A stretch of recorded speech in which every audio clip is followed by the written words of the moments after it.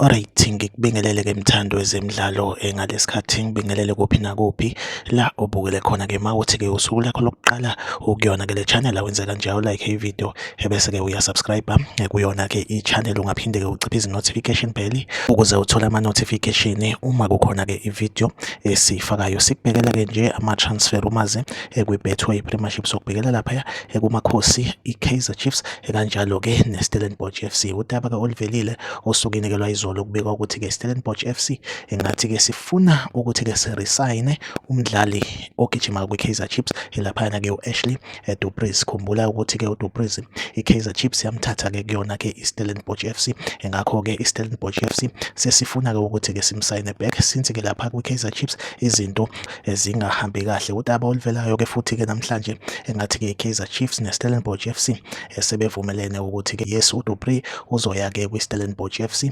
then-ke laphana-ke i-Stellenbosch FC bese sinika yona-ke i-Kaizer Chiefs laphana-ke umdlali laphayana-ke uDavid Titus. Impela-ke kuzoba-ke ne-swap deal ezokwenzakala. uDupreez uzobuyela-ke kwi-Stellenbosch FC bese kuthi-ke uDavid Titus ayojoyina-ke yona-ke i-Kaizer Chiefs. Iyona update engiphethe-ke njengamanje, like ivideo, subscribe kuyona-ke i-channel. Mina nawe ahlangabezana kwivideo elandelayo, nisale kahle.